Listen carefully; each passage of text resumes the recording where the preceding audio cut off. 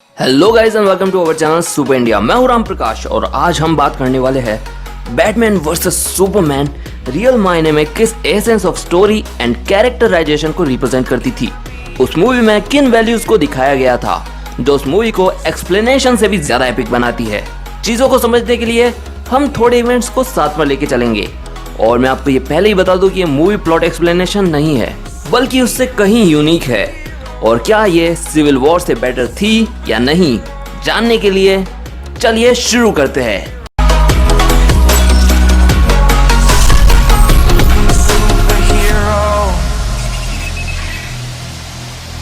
2016 एक ऐसा साल रहा जब हमने सुपर हीरोज को आपस में लड़ते हुए देखा, चाहे वो कैप्टन अमेरिका सिविल वॉर हो या बैटमैन वर्सेस सुपरमैन। हमारे फेवरेट सुपर हीरोज एक दूसरे के खून के प्यासे हो चुके थे और एक दूसरे को मरते दम तक मारने के लिए तैयार भी। पर इन दोनों मूवीज को काफी अलग अलग रिस्पॉन्ड मिला। कैप्टन अमेरिका सिविल वॉर जो कि $1 बिलियन क्रॉस कर गई, वही बैटमैन वर्सेस सुपरमैन को लेकर लोगों ने ये कहा कि ये मूवी उन्हें इतनी सेंसिबल नहीं लगी। पर ऐसा क्यों? तो चलिए आज उसे समझने की कोशिश करते हैं। बैटमैन वर्सेस सुपरमैन की शुरुआत में हम देखते हैं ब्रूस के माता पिता का फ्यूनरल और उस दुख से भरा हुआ ब्रूस अपनी जिंदगी का एक मकसद बना लेता है और वो है क्राइम और क्रिमिनल्स को पूरी तरह से खत्म करना। और उसके बाद हम देखते हैं मेट्रोपोलिस की लड़ाई सुपरमैन और जनरल जोड के बीच में, जिसका रेज पूरी सिटी को निगल रहा था। लेवल ऑफ डिस्ट्रक्शन जब दो गॉडली बीइंग्स टकराए थे और उस वक्त दुनिया ने देखा कि इस ब्रह्मांड में उनकी ताकत कितनी छोटी है। उनके आमने सामने ऐसे बीइंग्स है जो चाहे वो कर सकते हैं और उन्हें रोकने वाला कोई भी नहीं होगा। और ठीक यही व्यू बना ब्रूस वेने के मन में। उन बीइंग्स के टकराने से जो कुछ भी इंसानों को झेलना पड़ा, उससे एक सोच का जन्म हुआ, उससे एक विचारधारा को जन्म दिया और उसी सोच से इस पूरी मूवी के इवेंट्स क्रिएट हुए। इस चीज की डेप्थ में जाने से पहले मैं आपको बता दूं कि इस मूवी में सभी चीजें काफी मल्टी लेयर्ड थी। इवन लेक्स लूथर की प्लानिंग भी। किसी भी चीज को आसानी से सामने नहीं रखा गया और इन सब के पीछे था Lex Luthor. Man of steel के बाद जब दुनिया ने सुपरमैन की पावर को देखा तो लोग उसे पसंद और नफरत दोनों करने लगे थे। कहते हैं ना, people fear what they don't understand. और उसी चीज को देखते हुए अफ्रीका के एक डेजर्ट में जेनोसाइड प्लान किया गया, वो भी इस तरह से कि दुनिया को लगे कि ये सुपरमैन ने किया है। लेक्स लूथर के आदमियों ने सबको इस तरह से मारा कि देखने में लगे कि ये हीट विजन से किया गया है, ताकि इतनी अच्छाई के बाद भी लोगों का एक बड़ा हिस्सा सुपरमैन के खिलाफ हो जाए, जिसमें गवर्नमेंट भी थी। और सभी के दिमाग में एक सोच बन जाए कि सुपरमैन जैसा बंदा किसी दिन डिक्टेटर बन सकता है और कोई भी उसे रोक नहीं पाएगा।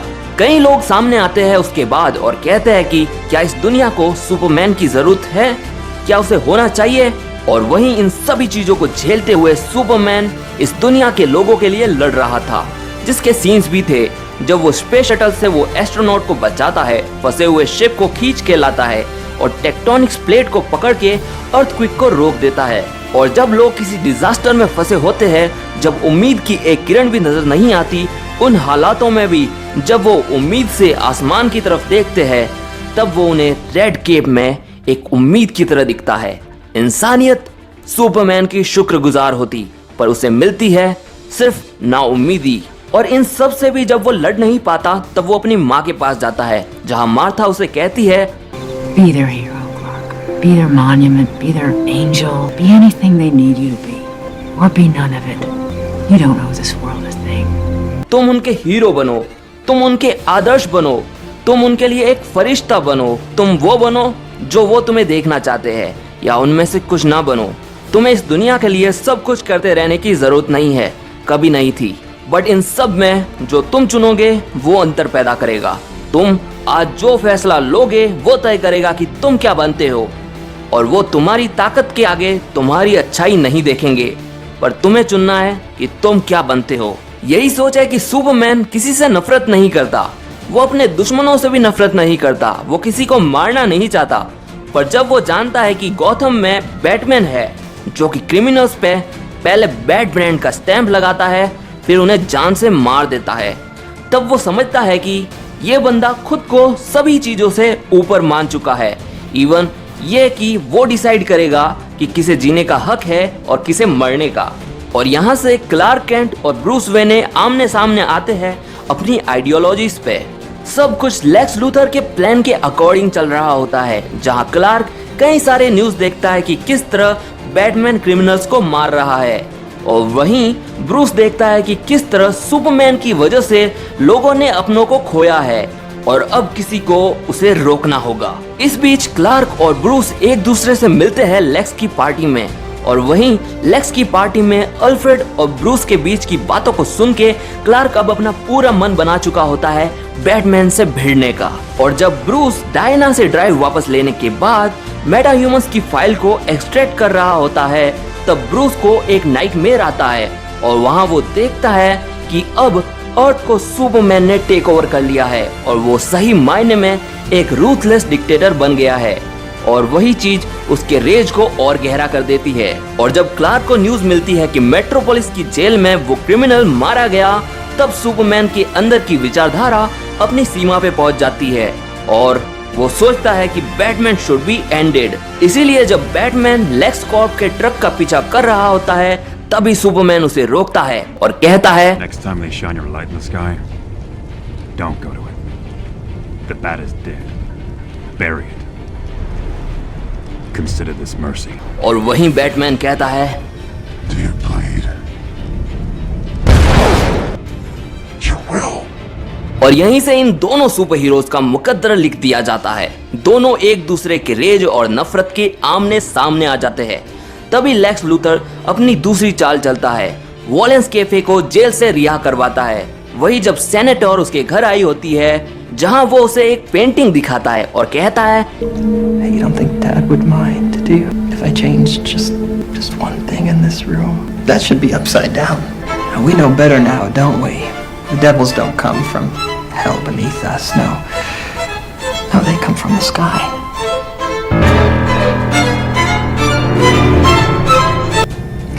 The red capes are coming. The red capes are coming. ये उसके डैड ने लगवाई थी, जो उसे कभी पसंद नहीं आई, क्योंकि इस पेंटिंग को उल्टा होना चाहिए। फरिश्ते इतने अच्छे भी नहीं होते। और कमाल की बात क्या है सेनेटर, शैतान जमीन से नहीं, वो आसमान से आते हैं। और इस बात का रेफरेंस उसने सुपरमैन और क्रिप्टोनियन रेस को लेके कहा था, ताकि सेनेटर भी लेक्स की आइडियोलॉजी पे एग्री कर जाए। और अब सुपरमैन पे सुनवाई शुरू होती है, जहां लेक्स सेनेटर को कहता है, Do you know the oldest lie in America, Senator? Power can be innocent, यानी आज जिसे तुम लोग गुनहगार समझ रहे हो वो निर्दोष है। उसकी बस एक गलती है कि वो ताकतवर है, और ताकत को हम करप्शन से जोड़ते हैं। इन्हीं सब के गिल्ट से भरा सुपरमैन सेनेट में आता है और उस पर इल्जाम डिस्कस होने शुरू होते हैं। वही वॉलेंस, जिसका व्हीलचेयर लेड से बना होता है। सुपरमैन बॉम्ब को सेंस नहीं कर पाता, पर फिर भी उसका मन दुख से इतना भरा हुआ होता है कि वो एक्सप्लोजन के बाद भी किसी को भी बचा नहीं पाता। यहाँ हमने खुद उम्मीद के चेहरे पे नाउमीदी देखी थी, वो रेज खुद के ज़मीर पे कि दुनिया के लिए वो कुछ नहीं कर पाया, वो उन लोगों को बचा नहीं पाया। और अब लोग भी सुपरमैन को और बड़ा दरिंदा मानने लग जाते हैं। और इसी केस की छानबीन में लोइस लेक्स के काफी करीब पहुंच जाती है, और वही अब तक बैटमैन पूरी तैयारी कर चुका होता है सुपरमैन को मारने की। बट सुपरमैन उस तक पहुंचे कैसे? उसके लिए लेक्स लोइस को किडनैप करवा देता है, और ये होते ही सुपरमैन लेक्स तक पहुंच जाता है, और जहां लेक्स सुपरमैन से कहता है, See, what we call God depends upon our tribe, Clark Joe. Because God is tribal. God takes sides. No man in the sky intervened when I was a boy to deliver me from Daddy's fists and abominations. I figured out way back. God is all powerful. He cannot be all good. And if he is all good, then he cannot be all powerful. Gods भी यही होते हैं, वो निर्भर होते हैं, वो भेदभाव करते हैं, खुद को सबसे ऊपर कहते हैं, क्योंकि यही सच है ना। Horus, Apollo, Jehovah, Kal-El, Clark, Joseph, Kent. अगर आज तुम बैटमैन को मार देते हो तो इससे साबित हो जाएगा कि if god is all powerful then he is not all good, क्योंकि तुमने किसी को मार दिया। और अगर आज तुम बैटमैन के हाथों से मारे जाते हो तो ये साबित हो जाएगा कि if he is all good then he is not all powerful. क्योंकि तुमने अच्छाई दिखाई पर वही तुम्हारी कमजोरी बनी, तुम मारे गए, तुम ऑल पावरफुल नहीं हो। इस डायलॉग का इतना बड़ा मतलब था। तो अब आप समझिए पूरी मूवी के इवेंट्स के दौरान लेक्स ने दोनों के गुस्से और नफरत को फीड किया, जानबूझकर दोनों के अंदर सेंस ऑफ एनिमी को क्रिएट किया कि उन्हें लड़ना होगा। बैटमैन और सुपरमैन ये सोच रहे थे कि वो दोनों इंडिपेंडेंट एक्ट कर रहे हैं, पर उन्हें ये आइडिया भी नहीं था कि वो बस एक मोहरे है लेक्स के खेल का, और वो सुपरमैन को बैटमैन से लड़ने के लिए मजबूर कर देता है। एक जो कि मजबूरी में लड़ने आया होता है और एक जिसके अंदर की नफरत इस हद तक बढ़ चुकी थी कि वो अपनी जान की भी परवाह नहीं कर रहा होता। एक जो अपनी माँ को बचाने के लिए लड़ने पे मजबूर है, तो एक उसकी रेज को शांत करने के लिए जो उसके मन में बचपन से पनपती आई है। और उस लड़ाई में बैटमैन का ये कहना, That's fear. You're not brave. Men are brave.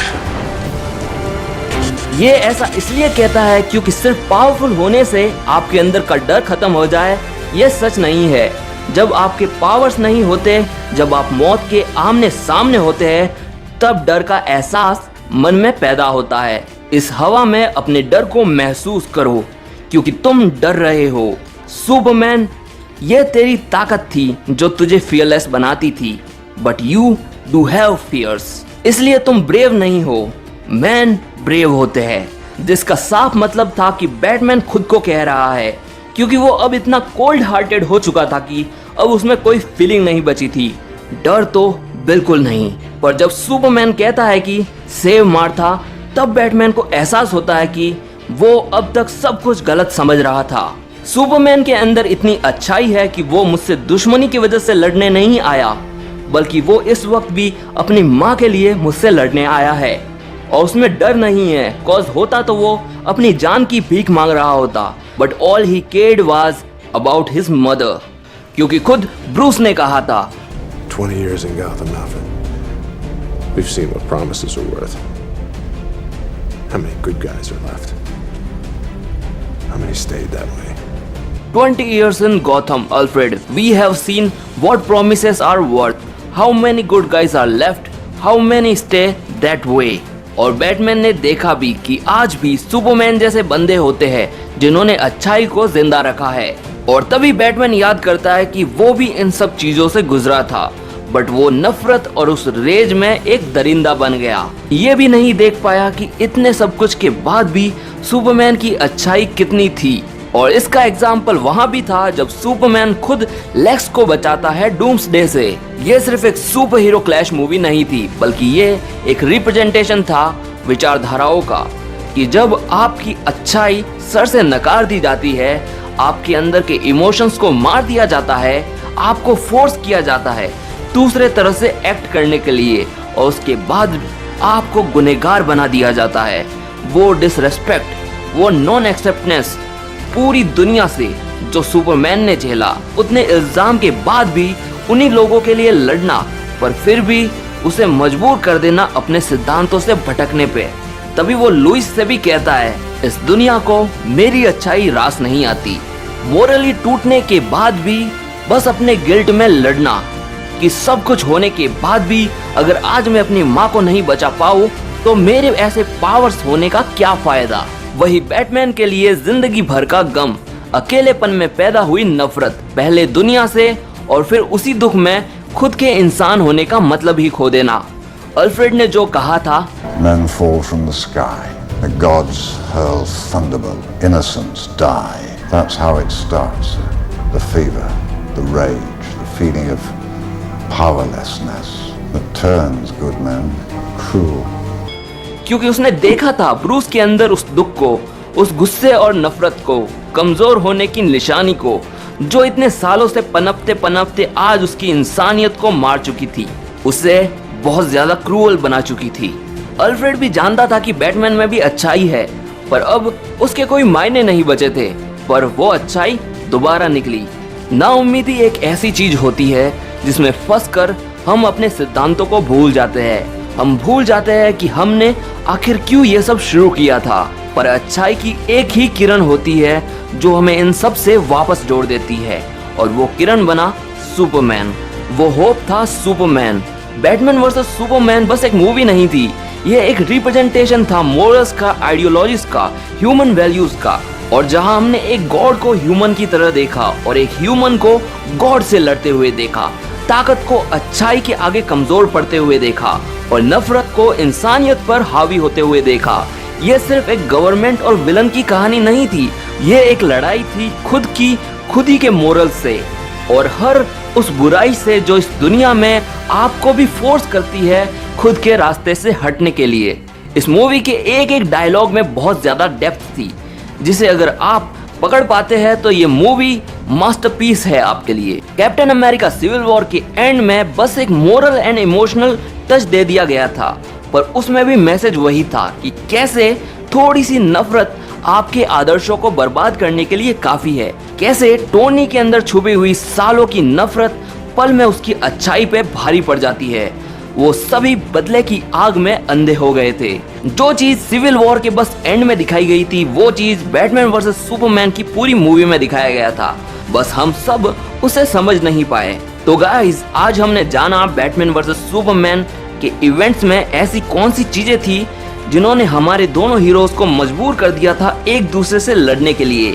क्या वो इवेंट्स थे? नहीं, वो उनकी सोच का टकराव, मकसद और परिणाम का टकराव था।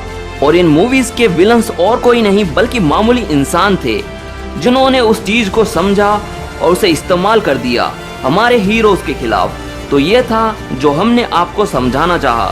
तो अगर आपको ये वीडियो पसंद आई हो तो इस पे लाइक एंड कमेंट करें और हमारी वीडियो सबसे पहले देखने के लिए नोटिफिकेशन बेल पे क्लिक करें। अब मैं मिलूंगा आपसे नेक्स्ट वीडियो में। Till then, bye bye.